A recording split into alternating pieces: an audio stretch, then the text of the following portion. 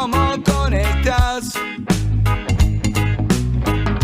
Me gusta verte caminar, conociéndote en Madrid, ese mundo que viví.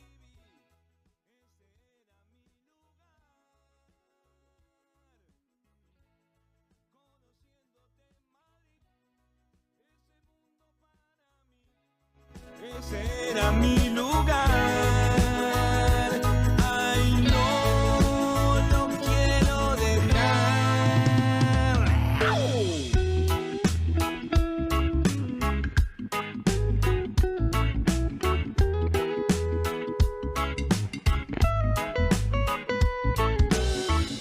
El tiempo pasa lento al verte hablar. Hablamos de momentos, de viajes, de lugar. Imágenes del tiempo que retratas. Te pienso todo el tiempo, no te puedo olvidar. Conociéndote en Madrid, ese mundo que viví, ese era mi lugar. Conociéndote en Madrid, el mundo que describí, no lo quiero dejar. No lo quiero dejar. Me gusta verte sonreír. Me gusta verte disfrutar. Me gusta verte ser feliz. Sí, ¿no? Ahora sí, porque antes me pasó lo que le pasó a Flor Peña no sé si la vieron en el streaming que hace, que ella arrancó a presentar y no estaban al aire. Claro, Bueno, bueno. me pasó exactamente lo mismo. Es que uno está ansioso. Sí, Ya vamos a nos pasa. tratar el tema de la ansiedad en este programa. Vamos a trabajar con la ansiedad. Sí, bueno, hablamos de ansiedad recién, Sí, que sí. uno come. Bueno, no comí, empecé a hablar. Uno canaliza como puede la ansiedad. Canaliza. Sí. Es cierto. Está bueno darse cuenta y pedir ayuda. ¿Me está diciendo que pida ayuda? No, yo digo en No, general. no está mal igual, pedir no, ayuda. no le estaba personalizando. Ya lo vamos a tratar más profundo. Ya lo vamos a tratar ¿Sí? fuera de cámara. No, mentira. Tenemos a nuestra segunda invitada y no la quiero hacer perder más tiempo porque llegó hace unos minutitos. Estoy hablando de María Fernanda Gómez y justamente vamos a hablar sobre el lenguaje. Ella es licenciada en fonoaudiología, es terapeuta del lenguaje. María Fernanda, ¿cómo estás? Chicos, ¿cómo están? Muy Bueno, bien. gracias por la invitación. No, gracias a Gracias vos por a vos. venir. Gracias por venir. Un Bueno, placer. cuando hablamos de lenguaje, ¿de qué estamos hablando? Uf. Bueno, cuando hablamos de lenguaje, por supuesto que hacemos referencia a una función cognitiva, pero que va mucho más allá de lo cognitivo, ¿no? Es una función que implica un entramado de aspectos somáticos, o sea, biológicos, psicológicos, cognitivos, culturales. Es una función muy compleja. Hay un lingüista colombiano que dice cómo los niños logran hablar mientras nosotros todavía no logramos descubrir, ¿no? El lenguaje es muy estudiado por distintas áreas. Sí. Bueno, por la fonoaudiología, por la lingüística, por la antropología, por la filosofía, Bien. por las ciencias médicas. Bien. Y bueno, Y en eso, que bueno, justo ayer que nos estábamos hablando un poco para ver cómo presentar este lugar tuyo de acá que a mí me honra muchísimo en lo particular. Y esto, como empezar a hablar del rol del lenguaje incluso antes de empezar a hablar, de construir palabras, incluso antes de nacer. ¿Qué pasa con eso? sí, en verdad el niño está dentro del lenguaje desde antes del nacimiento, ¿no? Ya cuando ha sido un embarazo planificado, bueno, hay algo de la palabra puesta ahí que va alojando a ese ser que todavía quizás no está gestado. Y si no era esperado, una vez que uno se entera la noticia, empieza, ¿no? Bueno, a buscar un nombre, a pensar cómo será, a armar ahí una trama sostenida en el lenguaje para ese niño, que por supuesto van a ser en un seno familiar y en una cultura que lo va a alojar también en la lengua. Bien. Y bueno, entonces hay mucho que ver con el vínculo, imagino, en ese aprendizaje del lenguaje. Sí, es Y primordial. Una pregunta que nos hacemos muchas veces es cómo un bebé y un niño cuando se va desarrollando parece que es como que tiene el cerebro desarrollado para aprender, gracias, para aprender cualquier idioma. Es como si fuera un ciudadano lingüístico universal. Si nació en Rusia va a aprender ruso, si nació en China va a aprender chino. ¿Por qué a un adulto le cuesta tanto? ¿Qué pasa en ese cerebro? ¿Qué plasticidad o qué cambia en el cerebro donde un niño puede aprender fonéticamente muy bien antes de hacer la gramática el idioma, aprende a hablar, y al adulto les cuesta tanto aprender varios idiomas? ¿Qué pasa en ese cerebro? ¿Cómo es ese aprendizaje? Sí, como vos dijiste, los bebés nacen con una condición biológica que les permite tener un acceso temprano a la lengua e ir construyendo su lenguaje en relación a esa lengua que se le presenta como cotidiana, podemos decir la lengua materna, que es quien le va a donar, quien lo cuida, ¿no? Ya a partir de la gestación el bebé reconoce y diferencia la voz de la mamá de las voces de otras mujeres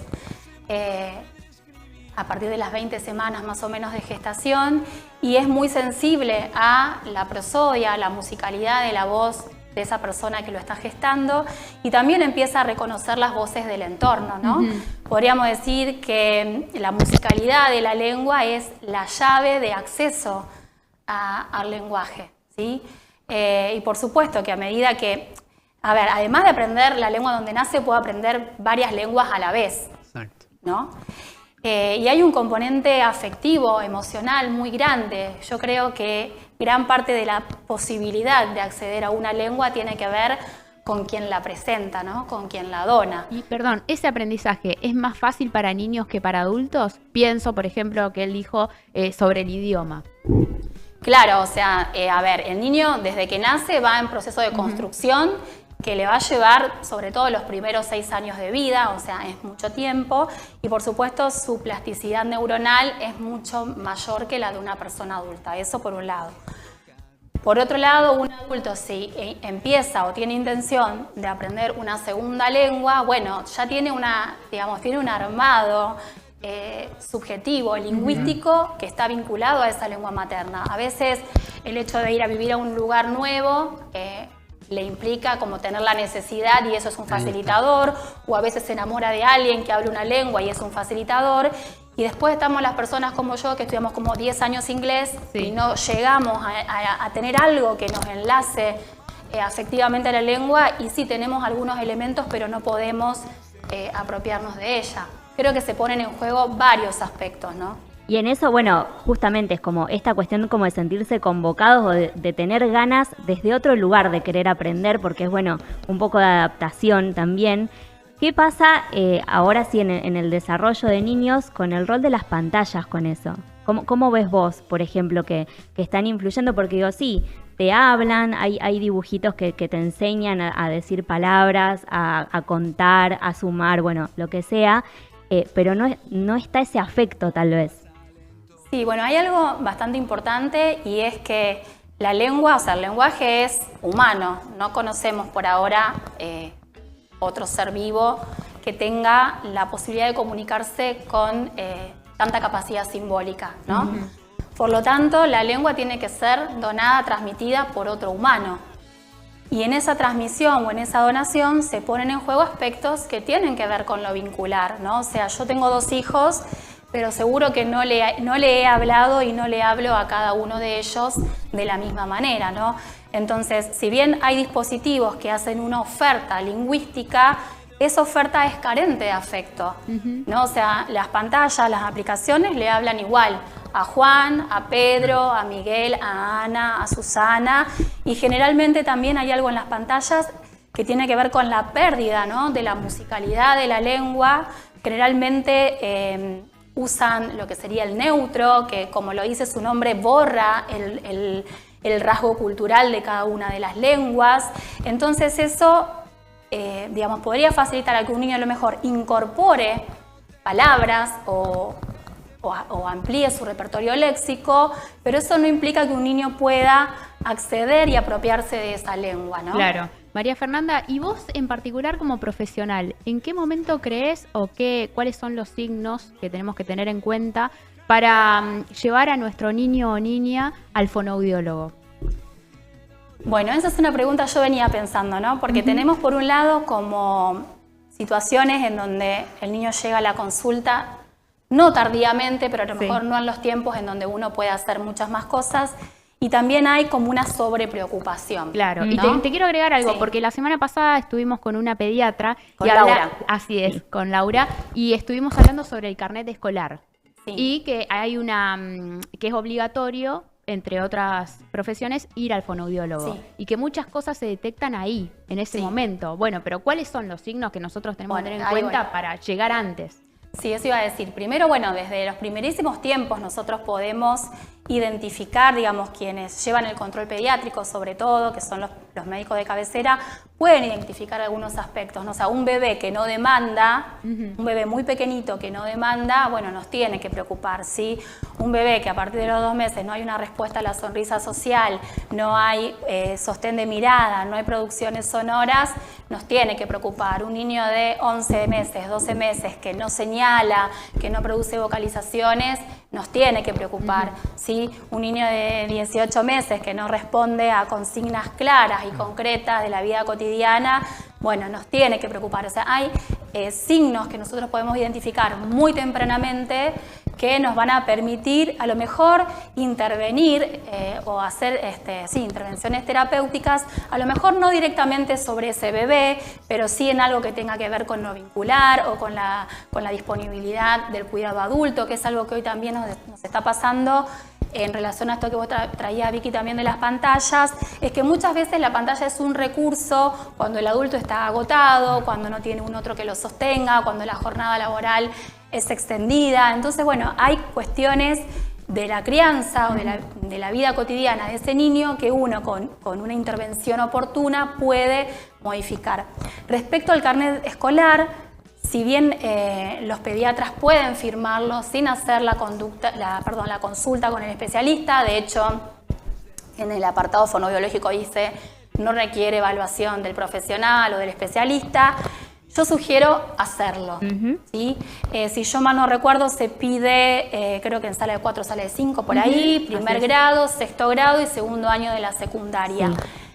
Y esto me parece fundamental, transmitirlo y que los papás lo puedan tomar. A veces es engorroso tener que sacar un turno, ir y demás, pero realmente podemos identificar a lo mejor situaciones que no son graves, pero que sí interfieren en la construcción del lenguaje. O sea, me ha tocado, digamos, acompañar niños que llegan por una problemática del lenguaje, hacemos un control auditivo y hay a lo mejor una hipoacusia de conducción por una otitis media o una lesión del tímpano, que son cosas que se pueden modificar y que le van a facilitar al niño el acceso a la lengua y también a la lectoescritura. O sea, Claro. Sí, que eso por ahí es como lo más importante, por lo menos en estas 2 primeras evaluaciones, que es salita de 5 y primer grado, en el tema como de empezar justamente a escribir lo que uno pronuncia y qué pasa, por ejemplo, si pronunciamos mal en ese sentido. Claro, muchas veces, digamos, la posibilidad de un niño de discriminar auditivamente determinados sonidos le puede facilitar, o a veces no, en caso que esté, digamos, complicada la capacidad auditiva, el acceso a la lectoescritura. Claro, claro.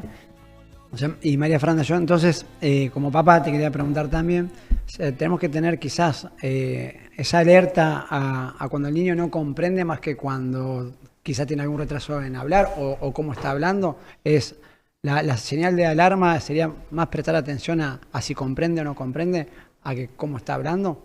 ¿Puede ser algo así?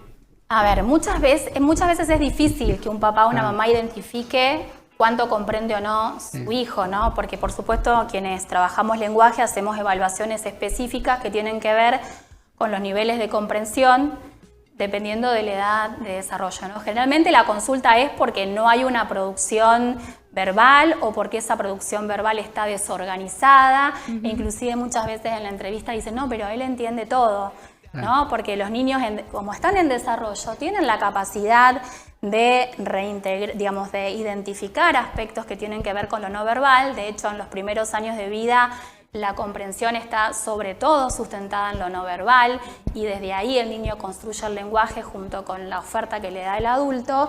Entonces los niños van reintegrando, ¿no? Y los papás dicen, no, él entiende todo. Yo le digo que se ponga las zapatillas y se las pone, le digo vamos a la plaza y busca las cosas. Bueno, porque hay, por supuesto, comprensión de algunas palabras que logra reintegrar por situaciones contextuales. Y después la fono somos quienes vemos esa dificultad y bueno, ahí a veces se presenta, ¿no? Bueno, ¿cómo lo comunico? Porque para el papá no había ningún problema en la comprensión verbal, pero cuando nosotras hacemos la evaluación, identificamos y esto hay que comunicarlo porque el modo de acompañar a ese niño va a ser diferente. María Fernanda, te queremos agradecer muchísimo por tu participación y nos quedaron muchísimos temas afuera, sobre todo queríamos hablar, y lo dejo para la próxima, sobre tu rol de influencer y de divulgadora, que en pantalla, por supuesto que la gente está viendo sus redes sociales, así que nos queda para la próxima. Cuando quieran, encantada. Muchísimas gracias. Muchas Bueno, gracias a me ustedes. parece que vayamos a una pausa muy cortita, pero quedan los últimos minutos, así que ya volvemos. Dale, muy bien. Alimentación, hábitos, descanso, rutinas, deportes, lesiones, estrés. De todo eso y mucho más, hablamos al gran pueblo argentino. Todos los miércoles de 11 a 12 por Vive TV y streaming.